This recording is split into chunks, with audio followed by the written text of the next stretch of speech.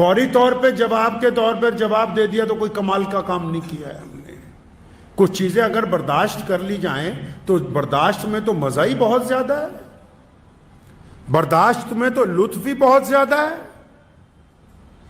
بانٹ کے کھانے میں تو لطف ہی بہت بڑھ جاتا ہے. اگر آپ برداشت کرنا سیکھ جائیں گے تو اللہ تبارک و تعالیٰ آپ کے لیے رزق کے دروازے, عزت کے دروازے کھول دیں گے.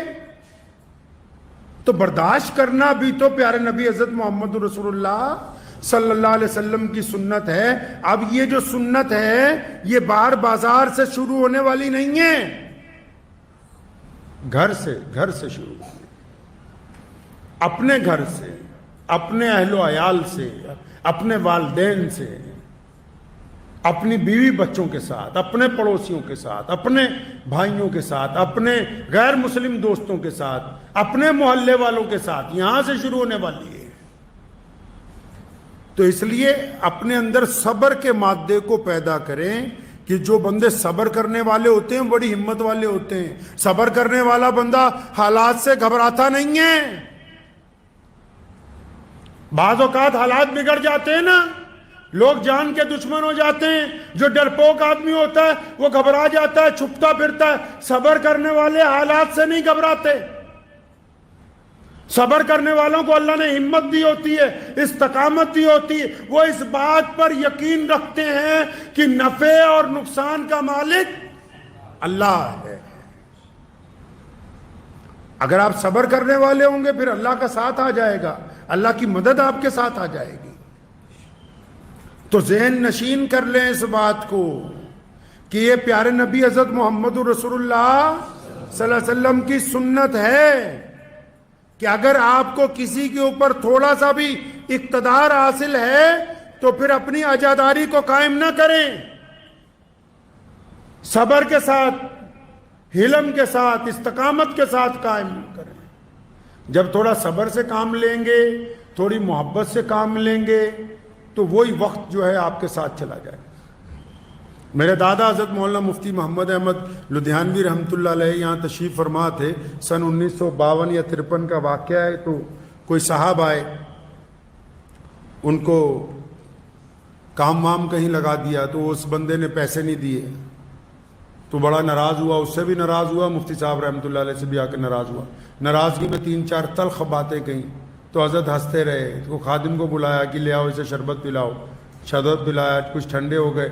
پھر جب ٹھنڈے ہو گئے, غصہ اتر گیا ان صاحب کا, تو پھر دوبارہ 3-4 سخت باتیں اس لیے کہیں کہ حضرت میں تو آپ کو اتنی بری باتیں کہیں تو آپ نے جواب میں مجھے ڈانٹا ہی نہیں. پھر بعد میں دوست بن گئے.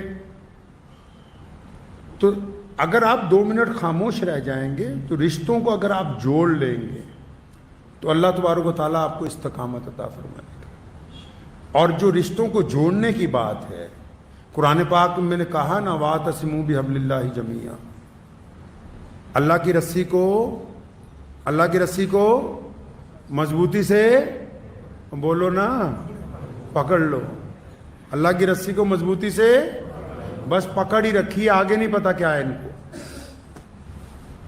قرآن نے کہا اللہ کی رسی کو مضبوطی سے پکڑو, لیکن کیا کہا آگے؟ فرمایا لیکن آپس میں لڑنا نہیں, آپس میں ایک دوسرے کی ٹانگیں مت کھینچنا, ایک دوسرے پر الزام تراشی مت کرنا, ایک دوسرے کی عزتیں مت اچھالنا.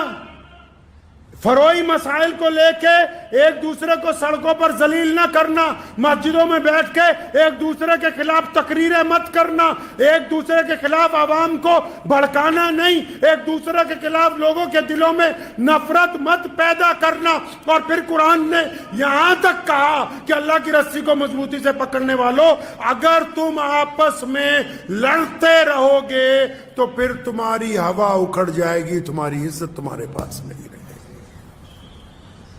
ہوا اکھڑ جائے گی تمہاری. یہ کیا سمجھتے ہیں کہ اچھا آپس میں لڑنے سے صرف 2 آدمیوں کی گفتگو بند ہوتی ہے؟ ارے میاں 2 بندوں کی گفتگو نہیں بند ہوتی, 2 خاندانوں کے تعلقات ٹوٹ جاتے ہیں, دو پڑوسیوں کی سلام دعا بند ہو جاتی ہے، دو کاروباریوں کا آپس میں لین دین ختم ہو جاتا ہے، دو سیاسی لوگوں کا آپس میں ربط ٹوٹ جاتا ہے، سماجی طور پر برباد ہو جاتے ہو، معاشی طور پر برباد ہو جاتے ہو، اور حکومت میں جو حصہ داری ملنی ہے وہ بھی تمہارے ہاتھ سے نکل جاتی ہے۔ آپ نے کیا سمجھا کہ تفرقہ اور نا اتفاقی صرف اتنی سی ہے کہ دو لوگوں میں سلام دعا؟ نہیں، یہ نا اتفاقی جو گھر سے چلتی ہے یہ پارلیمنٹ تک جاتی ہے، جہاں تمہارے کسی نمائندے نے بیٹھ کے تمہارے لیے بات کرنی تھی، تم نے تو آپس میں لڑ کے اس کو وہاں پہنچنے ہی نہیں دیا ہے۔